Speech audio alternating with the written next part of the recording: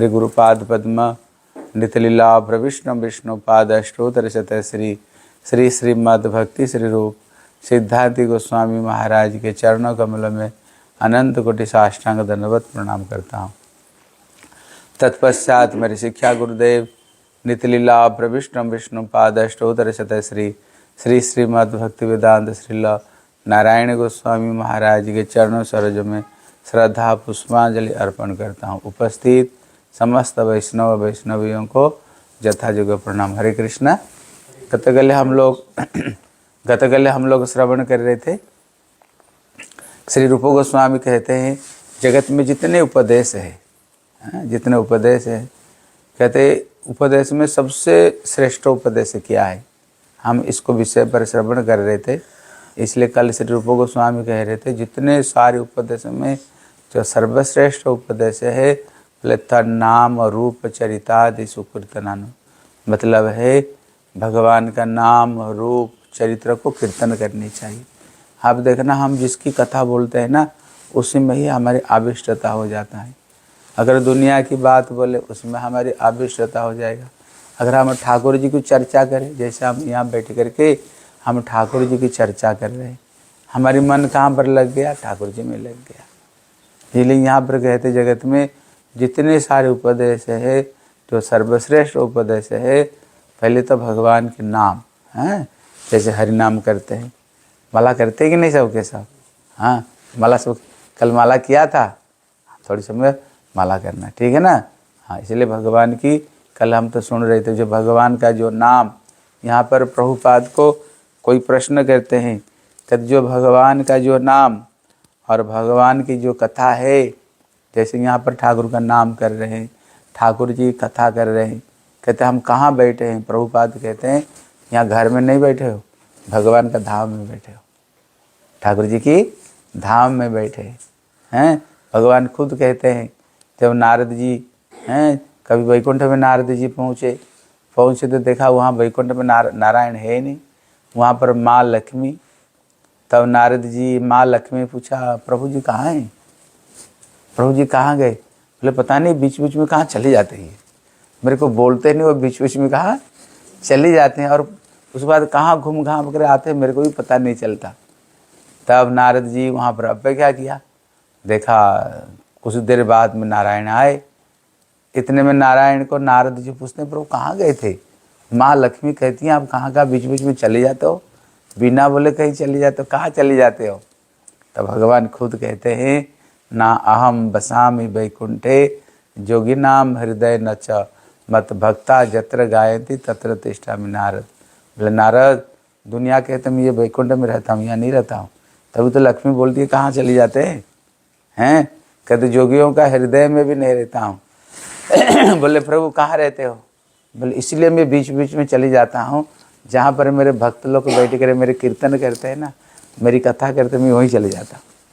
आज सबसे ज़्यादा आनंद मेरे को वही मिलता है। जैसे हम बैठ कर के भगवान की चर्चा कर रहे हैं, आनंद है, भगवान की कथा में आनंद है, रस है। लेकिन दुनियादारी की बात करो दुख ही दुख है। आप बैठ करके दो चार व्यक्ति बैठ जाओ, दुनिया की बात करो, ये बोलेगा हमारी घर में ये परेशानी, दूसरा बोलेगा घर में ये परेशानी, तीसरा बोलेगा घर का ये परेशानी सुनते सुनते तो खुद परेशानी हो जाओगे यहाँ से। लेकिन जहाँ हरि की कथा हो, भगवान की चर्चा हो, आनंद ही आनंद है, आनंद ही आनंद है।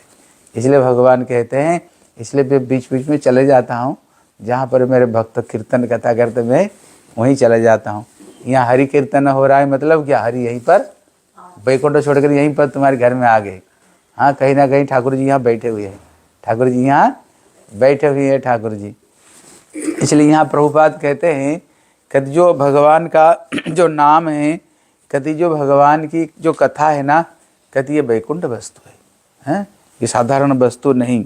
हमारा यही जगत थे कि ताकि की करी पावो, कहते यहाँ पर भगवान और भगवान का नाम हमें कैसे मिलेगा? किसने प्रभुपाद को प्रश्न किया है। तो प्रभुपाद कहते हैं भगवत नाम भगवत राज्य है, कृपा पूर्वक एक जगत अवतीर्णहन। कहते जो भगवान का नाम है, भगवान का कहते भगवान का राज्य है थे, मतलब गोलोक वैकुंठ वृंदावन से भगवान कृपा करके ये नाम रूप में अवतीर्ण हुए हैं। इसलिए कहते हैं हरि से बड़ा हरि का नाम है। इसलिए कहते हैं नाम की क्या महिमा है। कहते नाम चिंतामणि कृष्ण चैतन्य रस विग्रह पूर्ण शुद्ध नित्य मुक्त अभिर्नत्वात् नाम नामिन। यहाँ पर बताए जो भगवान का नाम है क्या है, बोले नाम चिंतामणि। चिंतामणि मतलब होता है हरि नाम करते हुए आप जो मांगोगे ना सब कुछ हरि नाम से मिलेगा आपको। कहते साध्य साधन तत्व जित कुछ सकल हरि नाम संकीर्तन पाइबे सकल। हरि नाम कीर्तन करने से जीवन में सब कुछ आपको जीवन में मिल जाएगा। इसलिए नाम को बताया चिंतामणि, मतलब जो चिंता करो वही मिलेगा। जैसे हनुमान जी, हम हनुमान के पास में जाते हैं, प्रार्थना करते हैं, हनुमान जी हमें ये दे दो, हनुमान जी हमें घर में सुख शांति दे दो, धन दौलत दे दो। जैसे शंकर जी को पास में जाते हैं, प्रार्थना करते हैं ना, शंकर जी माता देवी हमें ये दे। तो बताओ शंकर पार्वती हनुमान कोई फैक्ट्री बना कर बैठे हैं? उनका कोई क्या फैक्ट्री है? आप जैसे मांगते हैं वो कहाँ से दे देते हैं? कहते केवल ये नाम की बल पर देते हैं, केवल नाम की बल पर और कुछ नहीं। इसलिए हनुमान जी दिन भर रघुपति राघव राजा राम। शंकर जी कहते पंचमुखे राम नाम गानते पुरारी। माता देवी जी हैं कहते सहस नाम सुनी प्रिय वाणी जपी जई प्रिय संग भवानी। माता पार्वती हर प्रभु का नाम जप करती है। कहती है नाम के प्रभाव से ही दुनिया को सब कुछ देते हैं, केवल नाम के प्रभाव से। लेकिन आप भी अगर हरिनाम करेंगे ना, जो हरिनाम करोगे, हरिनाम करते करते जो कुछ चिंता करोगे, अगर सही सही हरिनाम करोगे, इच्छा मात्र से ही प्रकट हो जाएगा। लेकिन जो भक्त होते हैं ना, शुद्ध भक्त है, वो हरिनाम के पास में कुछ मांगते नहीं, हरिनाम के पास कुछ मांगते नहीं। क्यों? जैसे एक बेटा जब एक बेटा पिताजी की सही सही सेवा करेगा, सही सही सेवा करेगा, देखना पिताजी से मांगने का जरूरत नहीं, मांगने का जरूरत नहीं, पिता उसको इतना देगा, इतना देगा, मतलब मेरा बेटा इतना अच्छा है। जैसे एक बेटा, एक पिता की दो बेटे हैं ना, दो बेटे हैं। एक बेटा खूब पिता माता की सेवा करता है।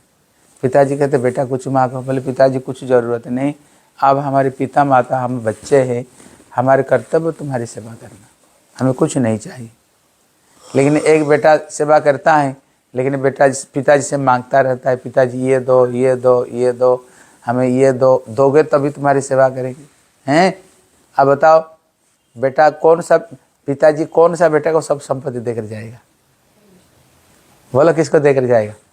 जो पहले वाली, जो सेवा करेगा। है बोले कि मेरा बेटा इतना अच्छा है, इतने इसके लिए कमा करके जाऊं, कभी जीवन में कोई कमी नहीं हो, इतना सेवा करता है। उसी तरह जब हम भगवान की भक्ति करेंगे ना, जब ये 1000 हाथों से देंगे, ठाकुर जी 1000 हाथों से दोगे तो 2 हाथ से हम कितना ले सकते हैं, कितना ले सकते हैं। इसलिए जो भक्त है भगवान से कुछ नहीं मांगते, बोले प्रभु आप हमारे पिता माता सब कुछ हो, आपका सेवा करना हमारी कर्तव्य है, बस आपकी सेवा आपकी भक्ति करेंगे, इतना देंगे ठाकुर जी। ध्रुव जी कथा, ध्रुव जी भगवान को तपस्या किया हैं तपस्या किया। जब भगवत गए थे तो कुछ मांगने के लिए, लेकिन जब ठाकुर जी संतुष्ट हो गए ना, उसका हृदय संतुष्ट हो गया, पूर्ण हो गया। भगवान बोले जो कुछ मांगो सब कुछ देने के लिए मैं तैयार हूँ, मांगो तुम क्या चाहते हो। बोले प्रभु अगर कोई कांच की टुकड़ा ढूंढते ढूंढते अगर किसी को पारस मणि मिल जाए, कौन ये कांच की टुकड़ा लेगा?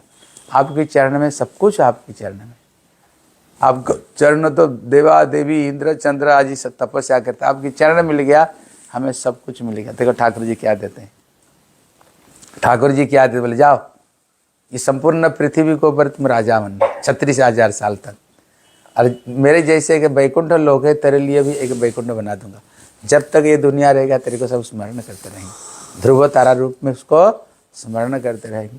इसलिए भगवान जब देते हैं ना, छप्पर फाड़ कर दे देते हैं। ठाकुर जब देते हैं छप्पर फाड़ करके देते हैं।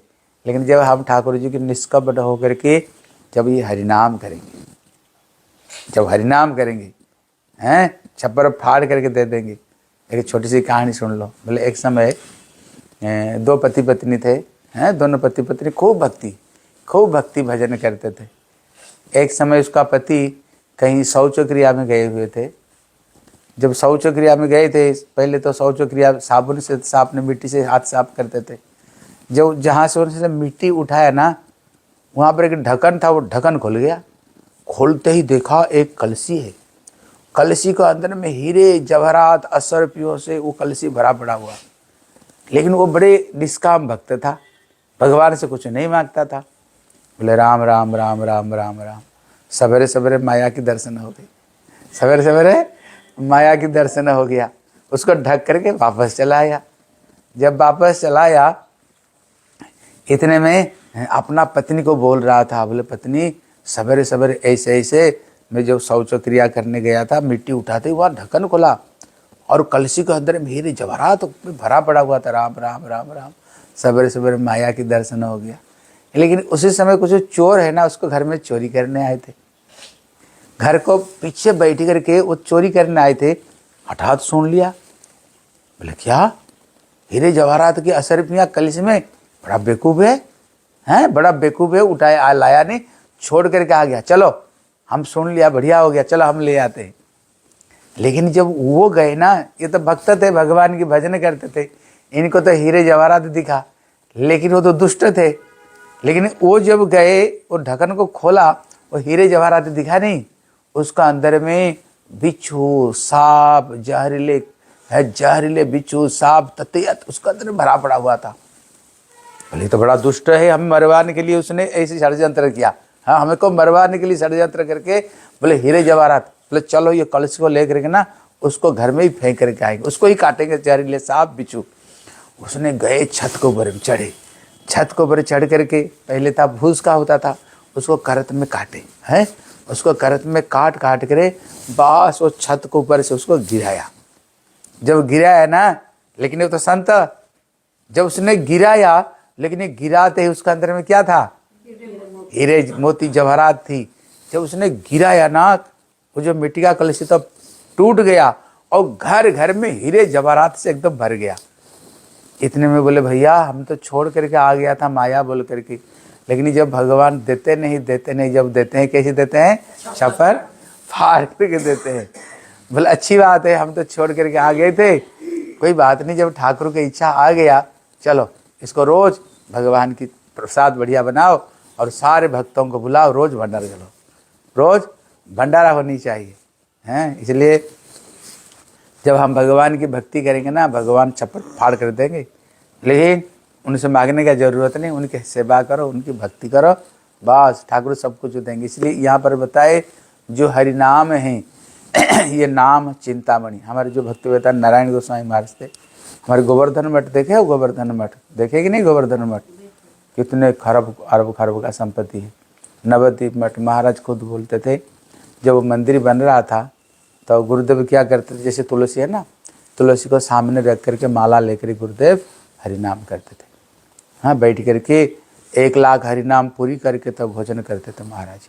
हाँ, पहले 1 लाख माला पूरी करेंगे बैठ करके, उसको बाद में जाकर भोजन करते थे, फिर दिन भर हरिनाम करते थे। तो गुरुदेव कहते थे जब मंदिर बन रहा था, गुरुदेव बोले तो मैं सोच रहा था इतना बड़ा मंदिर है, इतने पैसा लगेगा, इतना पैसा कहाँ से आएगा, इतने पैसा कहाँ से आएगा। गुरुदेव कहते जब मैं मतलब थोड़ी सी हरिनाम करते जब सोचता था ना, पता नहीं मेरे को पता नहीं चलता था कहाँ से पैसा आती थी। गुरुदेव कहते मेरे को पता नहीं चलता था। अब देखना कितने बड़े मंदिर गुरुदेव नवद्वीप में और वहाँ पर गोवर्धन में कितने बड़े मंदिर बनाए। कोई व्यक्ति जिंदगी भर कमाई करके भी इतना बड़ा मंदिर कहीं बना नहीं सकता है। अरब खरब रुपया की संपत्ति बनाए। गुरुदेव कहते केवल मैंने जब सोचता था ना, पता नहीं कहाँ से आता था, मेरे को ही पता नहीं चलता था। लेकिन शुद्ध भक्त तो मांगते नहीं। गुरुदेव कहते इच्छा होती है अपने आप सब नाम मेरे भाई ये सब फल पाइए। नाम की प्रभाव से अपने आप सब कुछ मिल जाती है, अपने आप। लेकिन जो भक्त है भगवान की चरण में शुद्ध भक्ति, शुद्ध प्रेम, ठाकुर का सेवा ही प्रार्थना करते, ठीक है ना। इसलिए नाम करते, सबके सो हरिनाम करना, ठीक है। हरिनाम से ही सब कुछ मिलेगा, सब कुछ हरिनाम से ही मिलेगा है। इसलिए एकदम मन लगा करके हरिनाम करना, और अंतिम समय में यही नाम ही हमारे साथ में जाने वाली है, ठीक है। कितने काम रहने पर भी थोड़ी समय सवेरे नहा धो करके, ठीक है भैया। देखो घर में संत लोग आए, घर में रुके कुछ संतों से लेनी चाहिए ना, कुछ तो लेनी चाहिए और कुछ देनी चाहिए। कहते ले क्या? बोले भगवान की भक्ति लो, भगवान की भक्ति लो। दे क्या? बोले सारी गंदी चीज़ दे कर जाओ, सारी गंदी चीज़ दे दो। ठीक है माता जी, घर में प्याज प्याज लहसुन नहीं बनाना। हाँ, घर में जो कुछ खाओ भगवान की भोग लगा करके ठाकुर जी को अर्पण करे खाओ। ठीक है, और गले में सबके सब तुलसी की कंठी पहनो, तिलक लगाना। हाँ, एक छोटी सी कहानी सुन लो, आज वो आप भी सुनाएंगे। बोले एक समय श्री नारद जी, दो पति पत्नी थे। एक समय नारद जी आए। जब नारद जी आए, पति कहीं बाहर गए हुए थे तो नारद जी आए, पत्नी बड़ी खुश हो गए, आज हमारे घर में संत आए, संत का चरण धूलि पड़ा, आज हमारे घर पवित्र हो गया है। और उनके लिए बड़ी सुंदर रोटी सब्जी बना करके बड़े सुंदर भोजन बनाया। जब ठाकुर भोग लगा कर जब उनको प्रसाद दिया ना, जब नारद जी भोजन कर लिया, भोजन के बाद में उन्होंने ऐसे देखा, जब उसको ऊपर मुँह उठाकर देखा है ना, देखा वो माता जी की यहाँ पर तिलक नहीं है और वो गले में उसकी तुलसी कंठी भी नहीं है। इसका मतलब है उसने किसी सद्गुरु से दीक्षा मंत्र ग्रहण नहीं किया है। इसलिए शंकर जी कहते हैं, हे पार्वती अदीक्षितस्य वामरु कृतम सर्वम निरर्थकम पशु जोनिंग मवाप्नोति दीक्षा विरहित जना।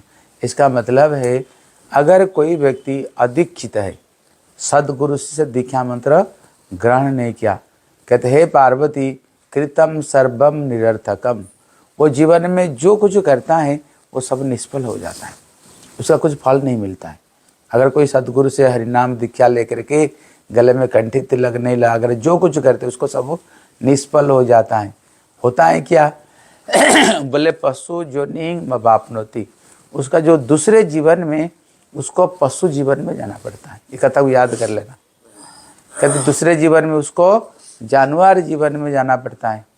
हाँ, दीक्षा विरहित जना, दीक्षा विहीन व्यक्ति उसको पशु जीवन में जाना। ये शंकर स्वयं पार्वती को कहते हैं। जब उन्होंने देखा उसके ललाट में कोई तिलक नहीं, गले में कोई तुलसी कंठी नहीं है उसकी, मतलब अदीक्षित व्यक्ति है। उन्होंने तो जो कुछ उनको भोजन कराया था ना, उनको सामने उन्होंने सब उल्टी कर दिया हैं। अगर आपके घर में कोई आए, इतने बढ़िया से बनाओ, भोजन कराओ, भोजन का बाद अगर कोई उल्टी कर देगा, दुखी होगा ना। वो तो बड़े दुखी हो गए, इतना कष्ट करके बनाया, अब बाबा ने सब उल्टी कर दिया। बोले बाबा ये क्या हुआ? तो देख बेटी, तुमने दीक्षा मंत्र ग्रहण नहीं किया और उसका हाथ में भोजन करना, हाँ, उसका हाथ में भोजन करने पर सब निष्फल हो जाता है, इसलिए मैंने उल्टी कर दिया। बोले बाबा फिर तो मेरे को दीक्षा मंत्र दो। तो उन्होंने उनको दीक्षा मंत्र दिया, गले में तुलसी कंठी तिलक, जैसे हम माला देते हैं ना, उन्होंने माला दिया उनको। जब माला दिया, बोले बाबा कुछ उपदेश दो। बोले देख बेटी, जो भजन नहीं करते हैं ना, उनसे थोड़ी दूर रहा करो, क्योंकि मूल है संग। अब देखना, जैसे संगत में आप बैठोगे ना, धीरे एक शराब को साथ में दिन भर बैठो, क्या होगा? पहले तो बिना पैसा में खिलाएगा, बोले थोड़ा पी ले। बोले नहीं हम पीते नहीं। बोले रोज थोड़ी पीते हो, रोज तो पीते नहीं, अरे थोड़ा पी ले। बस थोड़ा पिलाते पिलाते क्या करेंगे? तुम शराबी बना देंगे तुमको। जो गंजा पीते हैं उनको पास में बैठो, गंजड़ी बन जाओगे। जो जुआ खेलते हैं उसको पास में बैठो, जुआरी बन जाओगे। अब देखना, जिसको साथ में बैठोगे, धीरे धीरे धीरे धीरे उसका रंग धीरे धीरे तुम्हारे पर चढ़ना शुरू हो जाएगा। बोले देखो, जो भक्ति नहीं करते हैं ना, उनको पास में ज़्यादा उठा बैठा मत, तो क्या करो, जिसको साथ में बैठोगे रंग भी धीरे धीरे चढ़ेगा। बोले और कुछ उपदेश? बोले अगर कोई ज़रूरत तो तुम्हें पड़े, मेरे को याद करना, मैं आ जाऊँगा। इतना बोलकर नारद चले गए। इतने में पतिदेव बाहर गए हुए थे। जब पतिदेव घर में आए लेकिन उन्होंने बोला जो हरिनाम दीक्षा नहीं लिए दूर रहो ना। पति तो दीक्षा मंत्र लिए ही नहीं। रोज पतिव्रता नारी थी, घर में जब पति आते तो रोज चरण धोकर चरणामृत लेती थी हैं। लेकिन जब आप पतिदेव घर में आए ना, उसने क्या पति को प्यार, मैंने पानी को फेंक करके दूर से पानी दिया हैं, पति को पास में फटका नहीं। रोज जो पति भोजन करते थे, पास में बैठ कर पंखा झुलाया करती थी, गरम गरम रोटी खिलाती थी। लेकिन आज जब पतिदेव आए ना, वो थाला को दूर से सरका करके दिया और पति को बोल दिया तुम दूसरे घर में घुमा सो, मैं दूसरे घर में सोऊंगा। बोले भैया मेरी पत्नी इतना पतिव्रता नारी, इसका बुद्धि ऐसे कैसे हो गया? बोले ये सब क्या हो गया तुम्हारी?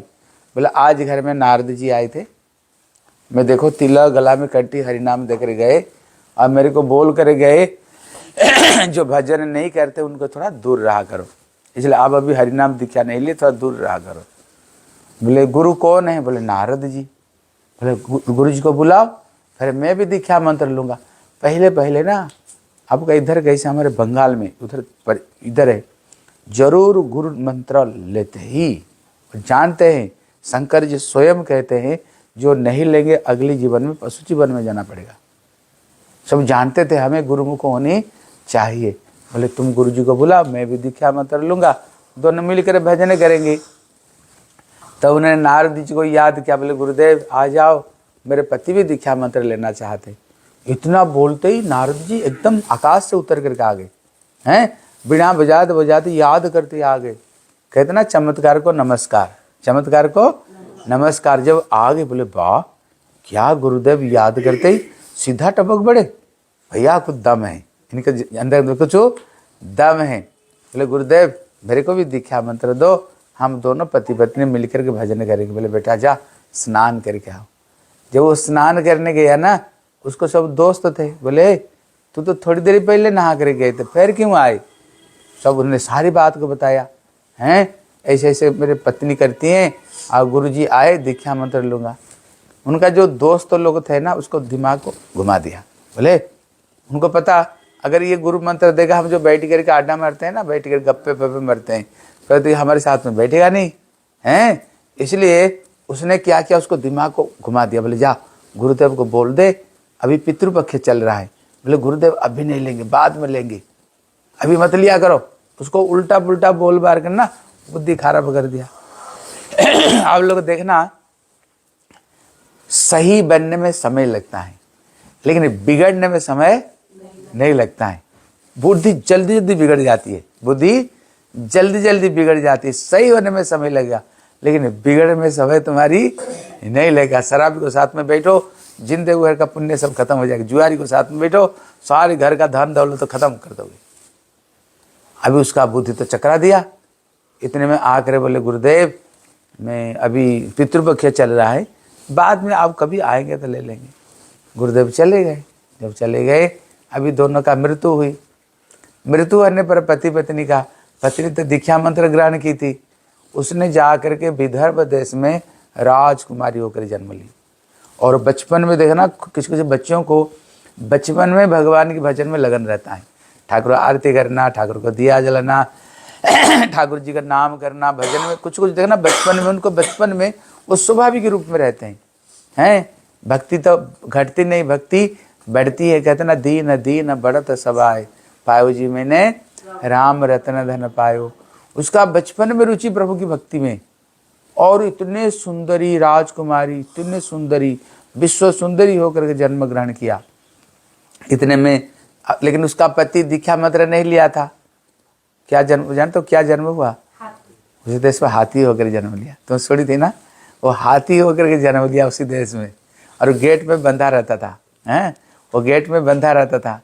अभी जब बेटी बड़ी हो गई, नियम है स्वयंवर सभा होती है, स्वयंवर सभा राजकुमारी की। जब उसकी स्वयंवर सभा हुई, बड़े बड़े राजा लोग आए हुए थे, देखने में बड़ी सुंदर थी। इतने में उसको हाथ में बरमाला दिए, जिसको पसंद उसके गले में माला डालेगी। लेकिन जब उन्होंने माला लेकर गई, इतने में वो तो पतिव्रता नारी थी, पूर्व जन्म में उसने भक्ति की, भक्ति का शक्ति है, वो अपना दिव्य ज्ञान से पहचान गया। देखा गेट को पास में ना उसका पति हाथी बनकर जन्म हुआ। वो पति को देखकर समझ गया मेरे पति था, लेकिन ये दीक्षा मंत्र नहीं लेने का आना था, ये पशु जीवन में आया। उसने माला लेकर के ना हाथी के गले में पहना दिया, क्योंकि पतिव्रता नारी थी। उसको पिताजी बोले ये क्या किया तुम, ये हाथी के गले में क्यों दिया? बोले पिताजी ये पूर्व जन्म में मेरे पति थे, लेकिन ये दीक्षा मंत्र नारद जी से नहीं लेने का वजह से इनको हाथी जीवन में आना पड़ा। बोले बेटी क्या तू हाथी से शादी करोगे? बोले गुरुजी चिंता मत करो, मेरे गुरुजी बोल करे गए, जरूरत पड़ा तो मेरे को बुलाना, मैं आऊँगा। बोले बुलाओ तेरे गुरुजी को। जब इतना गुरुजी को जब स्मरण किया, बोले गुरुजी कृपा करके दर्शन दो। सचमुच से नारद जी फिर आ गए। जब फिर आ गए, बोले क्या बेटी? बोले गुरुदेव ये दीक्षा मंत्र नहीं लिया था, हाथी जीवन में आया, अब इसको ऊपर में कृपा करो, इसको ऊपर में कृपा करो। इतने में नारद जी उनको कान में मंत्र और उसका सर पर हाथ देते ही ना बात झट उसने सुंदर राजकुमार हो गया है। राजकुमार होते ही बेटी ने उसके गले में फिर वरमाला डाल दिए और उसने नारद जी के चरण में गिर पड़े। बोले नारद जी गुरुदेव मेरे को जल्दी जल्दी दीक्षा मंत्र दो, क्योंकि अगर इसी जीवन में दीक्षा मंत्र नहीं लेंगे ना, फिर अगर मरेंगे तो फिर मैं हाथी जीवन में जाऊंगा, फिर मैं हाथी जीवन में जाऊंगा। फिर उसने दीक्षा मंत्र लेकर क्या किया, फिर दोनों भजन किए। अब भजन करते हुए भगवान का धाम को गमन किया। इसलिए यहाँ पर कहते हैं हमें जीवन में दीक्षा मंत्र लेकर के भजन करनी चाहिए। समझ रहे कि नहीं? इसलिए गले में सबके सब तुलसी की कंठी पहना करो, ठीक है प्रभु जी? गले में कंठी पहनो, तिलक भी लगाया करो, हैं? ये तिलक भी लगाओ, तिलक साधारण नहीं है, ये ऊर्ध्व पुंड्रम।